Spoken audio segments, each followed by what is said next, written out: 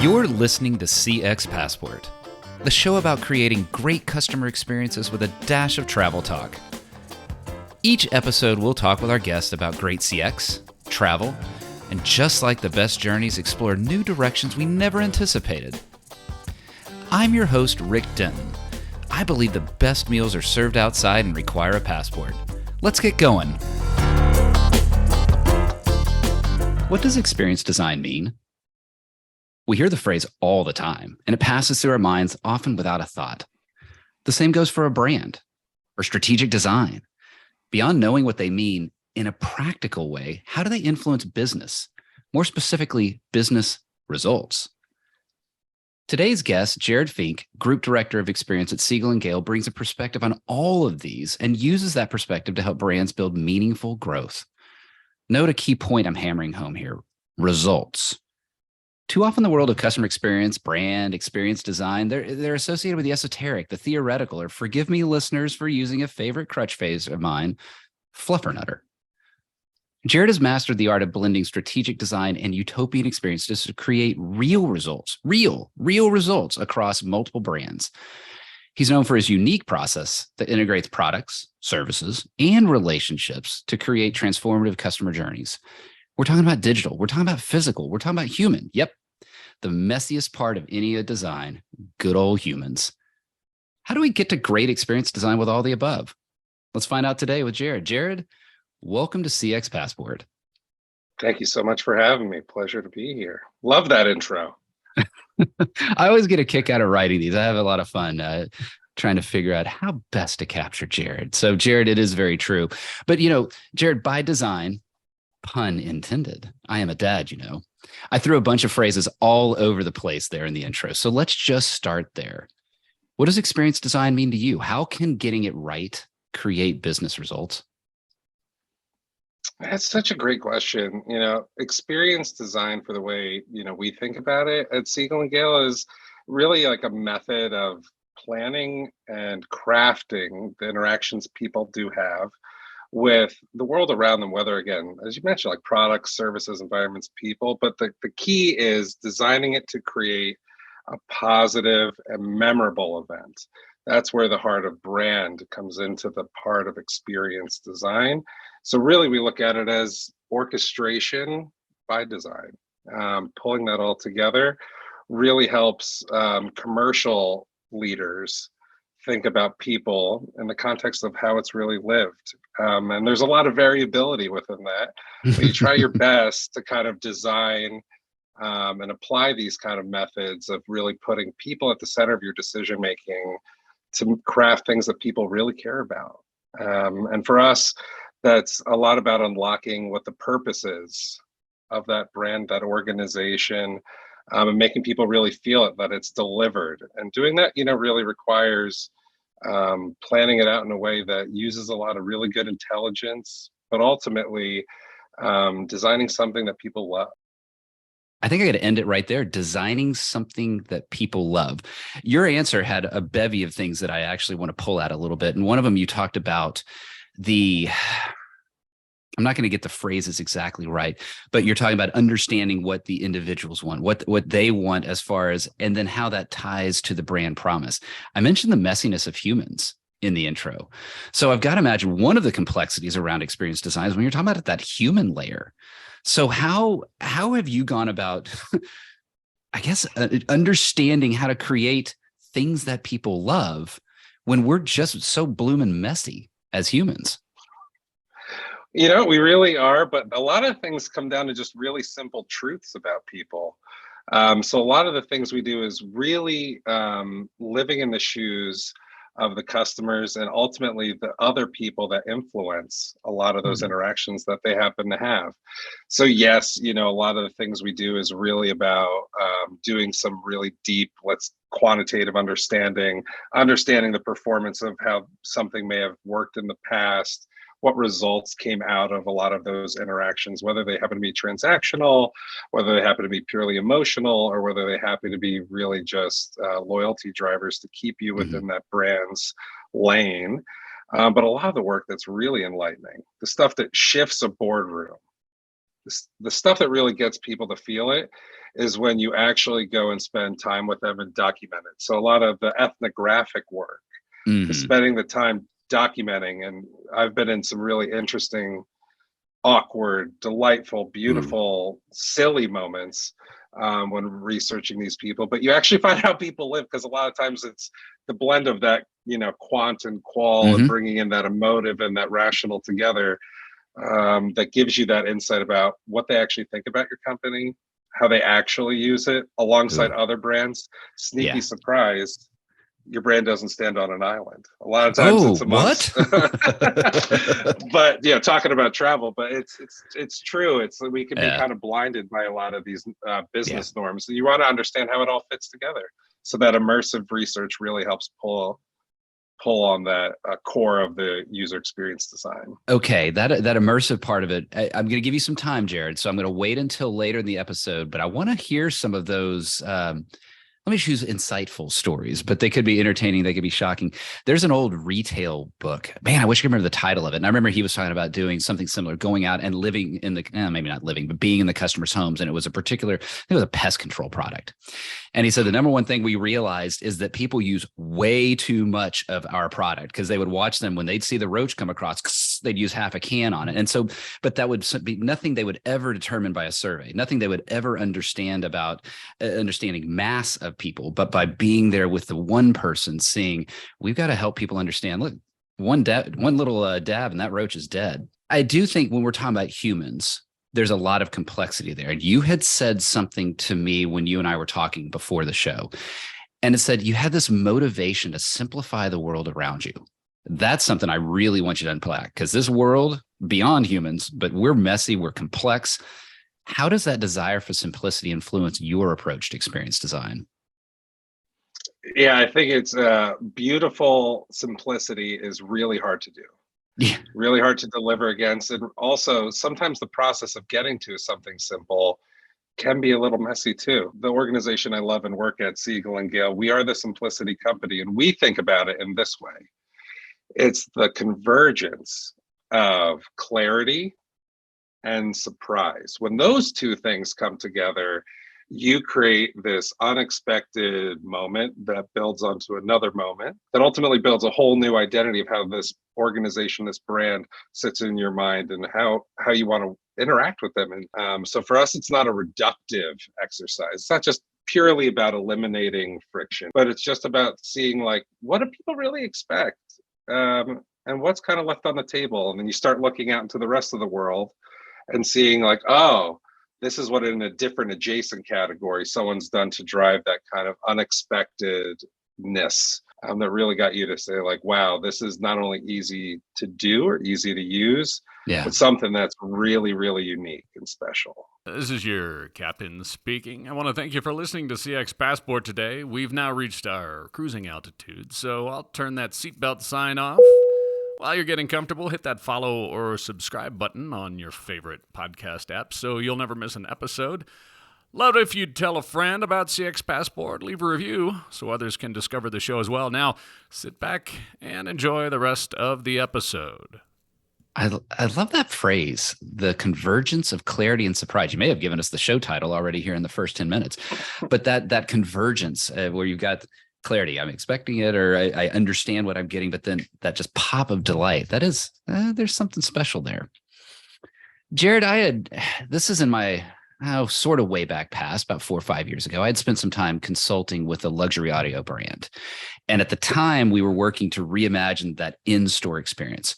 And this was one of my first real deep exposures to some really great designers, this intersection of beautiful, and I use that word purposely, and then creative physical design. But they didn't stop there. The store could look pretty, but it was combined with experience design and digital design. And it was all weaving together to create this overall brand impression that elevated the customer interaction. And the goal for us was going from a transactional, I want speaker, give me speaker, sell me speaker, I walk out with speaker, to an experiential one where I feel the brand and I'm a part of the brand. So that, I know there's a long intro to the question, but I know that whole concept's a key part of your work there at Siegel+Gale. How do you weave all of those together? What are some of the great stories from your experience design history? One thing to know is that we like to think about it as this new kind of mindset of organic retail. Organic retail is you should be assuming that the space around you is a living, instrumented space. You could take this to any space, really, but retail is the heartbeat of this and why we're going to see so much change in it. But a lot of brands that I've worked with and we've worked with in the past have taken advantage of it in exciting ways. So when you instrument a space, you can actually know who walks into your space. You've kind of interacted with them before. You can sense what they're looking for. And it's kind of starting to pull on that kind of profile of information of getting some relevant thoughts, but also knowing that the people in that retail space are really smart, and the ones who do it really well, speaking of humans, but other experts in that space representing that brand are the best embodiment of it and can draw you in and get really good soft cues and pull you in. So when we've worked with brands before in athletics, right? Athletic space, you want to try shoes, you want to know how it's going to work in your spin class. You want to know like, hey, are these, hammer pants appropriate for the cycle, or do I actually need something a bit more form fitting? I'm still rocking my hammer pants, but maybe not a good idea moving forward. But the idea is that you're demoing, and for that it was actually it wasn't a retail space, wasn't a transactional hub. It was actually a demo environment. It's a space where you come to play, and it's a space where you come in and you're going to have actually an abbreviated leaderboard like session that's connected to your phone with the bike that's connected and the apparel that's best fit for you with the person who helped instrument that all together. But not only that, we just ship it right to your home when you're ready to go. You don't need to carry out the bag of gear because you're probably off doing something else exciting.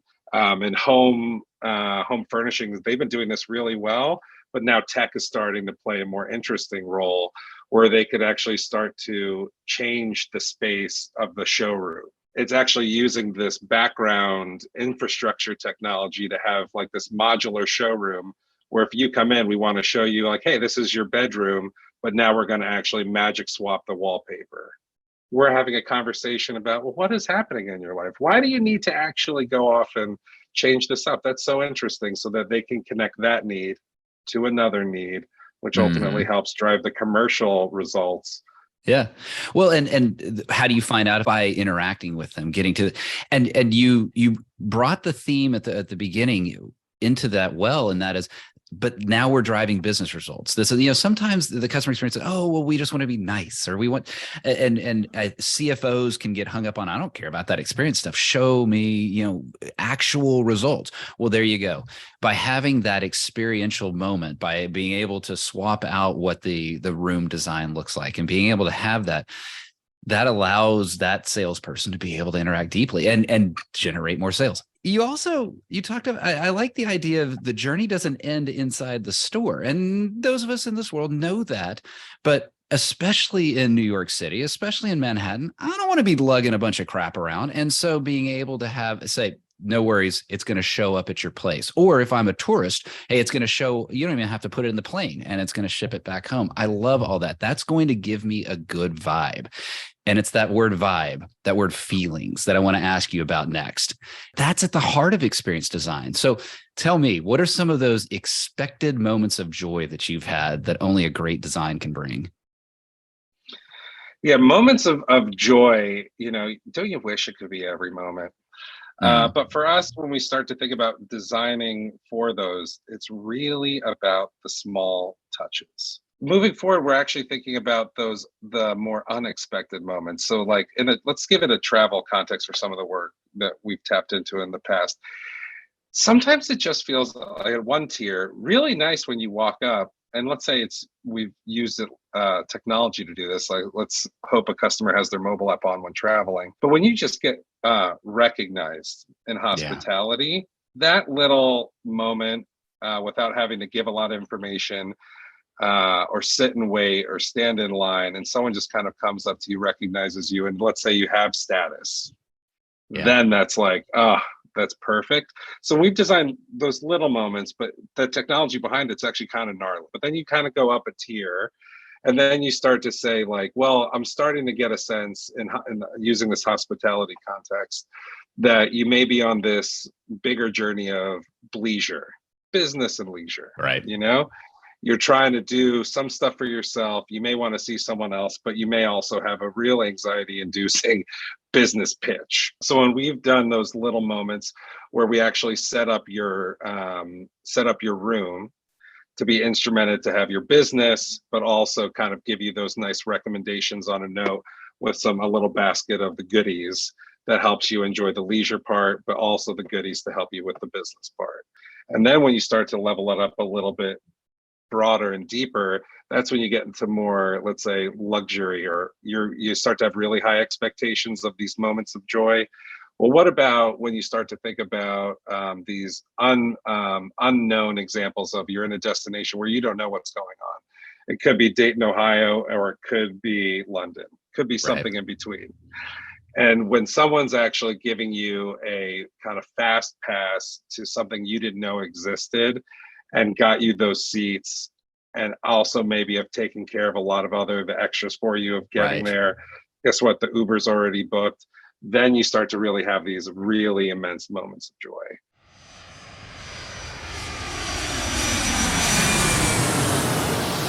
Jared, I dig the tearing of the joy there. Absolutely. And I like that you brought in the travel example. Yes, the Dayton, Ohio, the London.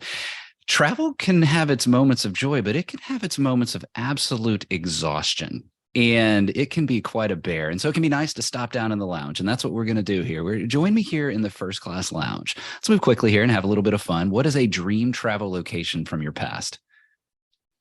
100% south of France at Cannes. Okay. Yeah, I think you may be my first to offer that one up. What's so special about that one?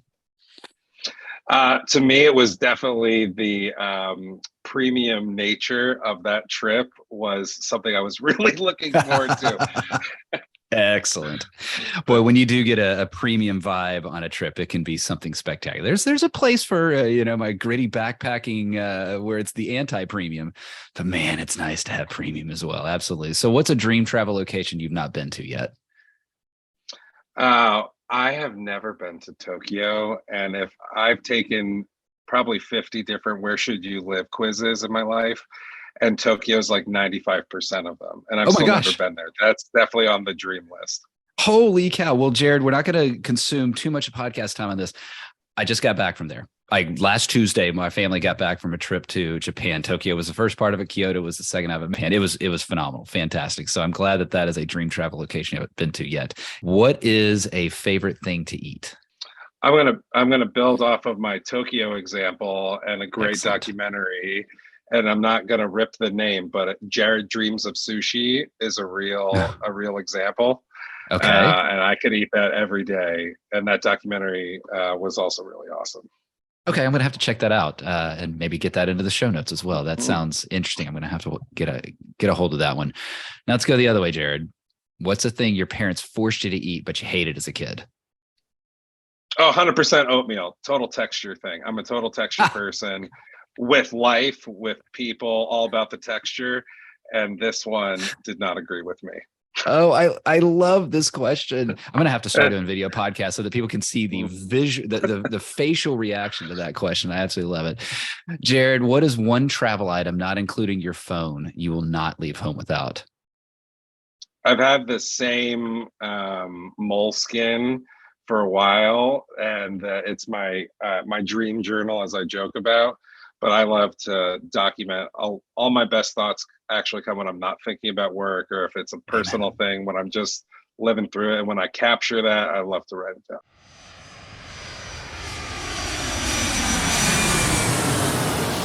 Jared, that's great. Now, I'd love to see that, but I imagine that is the private moleskin journal that does not see the light of day and is not shared, but that would be interesting to see. Now, we just exited the First Class Lounge. And I did mention that travel can be quite the bear, right? But as a frequent traveler, as those of the listeners that are frequent traveler, a good lounge really does bring that wonderful moment of respite in what is the chaos of travel. And so I know you've got experience in that space. So what makes a great lounge design? Those of us that experience just feel it. But what is it that makes a great lounge design? What are some of the favorites from your past? I love lounges. I've worked on them, I've been in them, and I'll tell you what, it's one of the best benefits you can have because on its best day, when service is humming, everything's stocked, the space is not too crowded, maybe you had some smart travel planning, it transports you literally from chaos to calm. Yeah. Its real goal to me is to center you in however you prefer to do that. So you're going to see a lot more optionality in these lounges moving forward, of different strategies they'll deploy to have people kind of transport there mentally, even a little bit physically. But there's a couple of things that they do really, really well to help remove barriers of this chaotic airport environment. Even the best airports have a little bit of noise around them. Yeah. And on its best day, wow, getting there feels like you're somewhere else in the world. So the things that we've worked on and helped, innovate and plan around have been thinking a lot about how you not only find this space lounge, but also the first connection you have to that person sitting at the desk or standing, walking around with a tablet, whatever the use case of the service members happen to be in that lounge. That's super important, because sometimes we've all been there. There can be a line the more the holiday travels. So once you get there, you do not want to have to go through all this process. So you want to be in as quick as possible, and they want to know what you're looking for. So it's that inquiry part, the theme of a lot of what we've been talking about. But ultimately, it's about anxiety relief. And that's where you're going to see the traditional, refreshments or the comfortable seating. But actually maintaining that, like operationally, is really tough. So we've been working on a lot of different spaces that happen to have either meditative value. Okay. So actually dealing with the anxiety directly, private spaces that happen to give you a transport to a new place you're already planning to go, somewhere you may be going that you want a preview of, or maybe even somewhere that an event that you can't attend because you're on a business trip through VR. So there's different pods being created. It used to be, let's say, nap pods, but now they're transport pods. So like, how do we immerse you in something that is the opposite of chaos and pure excitement? I want to go there. Where is this lounge? When is it coming, Jared? Tell me. I want to be in this one, because in spite of certain premium lounges that I have access to, there's still elements of chaos in those, as they have found themselves with perhaps a little few too many people in them. Yours is the one I want to go to. So we need to find out when that one's coming live, and I want to be there. Now, Jared, I warned you about this at the beginning of the episode. Well, we're at this point. I want to hear stories. I know that storytelling is vital to getting a brand excited about experience design and influencing them that way. So you alluded to some stories earlier. What's a really kind of either intriguing or shocking or just beautiful tale of storytelling that you've used to influence experience design? So interesting category. I wish it was something that I would have expected, but I didn't. So working in the financial services world, a lot that I have, people like big decision makers in these organizations love to think of investors or traders as these real high performance, suit and tie, rockin' power players, even at different levels of investment, right? They're super serious. Well, we have to go investigate how people really look at money. Just how do you look at money? Not investing or trading, just how do you think about money in your life? Asking different questions. We went on a really immersive ethnographic expedition to the homes of 20 or so different folks around the country. And one of the stories that was the most interesting was there was, in my head, I call him the prodigy. He was a mid-20s person who happened to accumulate over 500,000 in wealth from working a pretty, I would say, entry-level kind of position. Okay. But the life hacks that this person made so that they could have the investable income to get where they want to be 30 years from now was wild. We documented them in their house, which was not their house. It was their parents' house that they still lived in, with their fiance and other family members and plenty of pets. So we walk into this environment and you would think that this person's got really nice cars, their own cool condo, this whole trading setup, and they don't have a PC. They do everything off their phone, an old gen, like a first gen smartphone. All right. Which, and as we're talking to them to understand, like, how do you think about money? How do you think about saving? How do you think about spending or investing?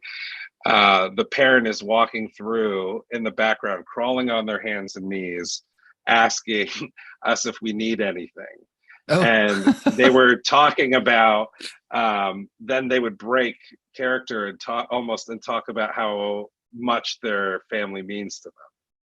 Yeah. And then they start connecting the dots about the reason we do all these things. And they didn't get their own condo or set up a different lifestyle was because the long-term family unit was what really mattered. Is that for this specific segment of the population that this brand was really interested in winning over, family is what mattered to the money-making agenda. And those were the goals. Didn't matter if the goal was like, I need to make $100,000 in 5 years. The so what or the for what was for whatever our family needs. And they just happened to be the conduit to making that happen. So learning about it was incredibly awkward. Having someone sneak around you, the father sneaking behind you, whispering in your ear if you need a juice. But you realize how close these people are, and the power of money for them was making sure everyone was comfortable and taken care of. I like that. It's an example of another case of you wouldn't have gotten that from just pure. I mean, technically what you had was data because it's information, but the idea of, just some sterile survey or a persona, but really understanding that. And then the beauty of what it is I will not forget that story, right? I'm going to have that story in my head. I'm going to remember that story. That story clearly had to have had some impact on that brand as they then better understood their customers when they were then influenced to design experiences. And I imagine for a brand, that's really what it kind of comes down to is even perhaps for that family unit, it was about family, but for a company, assuming it's a for-profit one, it's business results. And I mentioned at the beginning, and so I want to kind of close with sort of a challenge that does exist in that world is these exciting ideas, the transportation pods and trying to get people the convergence of clarity and surprise, all of that falls flat if it's not tangible. It's got to go from idea to function to reality. So knowing when I've worked with creative folks in the past, there can be this just unbounded visionary aspect of them. And I love it. It's exactly what we need. But how do you balance that unbounded visionary and blend it with the need for implementation? Let's close there. It is the perfect storm and the magic that makes everything really work for a great brand. And a lot of the brands that Siegel+Gale were cherished to work with partner with us because we bring a lot of smarts to that creativity and design. And part of it is that it's not just about having, let's say, a big, long design thinking expedition mapped with then Agile, mapped with then this. It's about figuring out for the kind of cultural anatomy of this organization, how do you make decisions and what drives those decisions? So sensing that out really, really early is critical because we need to understand what are the drivers of impact, what's actually beyond, let's say, NPS, what are the top line and bottom line needs that we need to address very early on before we even assess this landscape that we need to partake in. So for us, the most important thing that we do in the research and before we get to the ideation part of it is understanding what do people actually see value in, where would they actually drive preference and where they want to spend their time, and then asking a lot of good follow-up questions about, well, if this were to happen, would you buy it? Mm-hmm. Would you actually do that? So asking all those questions, not just needs assessment, but almost what ifs. Right. What if this were to happen, and putting that scenario planning part into it. And then you do need a really healthy envisioning timeline though. So that's the part where sometimes with certain organizations, it can last a very long time. But what we try to do is simplify that down into the core activities you need to do to get to the right kind of purpose and vision and strategic areas are going to drive the growth that you need. I like it. Very insightful. Now, how can people get in touch with you, with Siegel+Gale, to learn more? If they were intrigued by this, how can they get in touch? Oh, so feel free to connect with us. Siegelandgale.com is an easy way to see a lot of our work that I was Okay. kind of referencing. You can start to see a lot of that beauty. And then you could follow us on all of our socials. It's just at Siegel and Gale.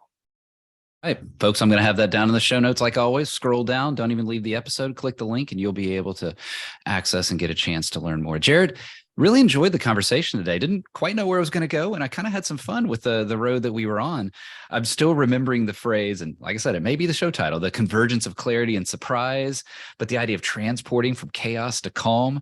This idea of experience design, it's very attractive. It's fun to talk about. It's fun to think about. I do love how you closed us out, though, and helped us understand. Yeah, it's great to think about, but here's how we make it practical. Here's how we make it real. Jared, it was a lot of fun having you on the show today. Thanks for being on CX Passport. Pleasure being here. This was a blast.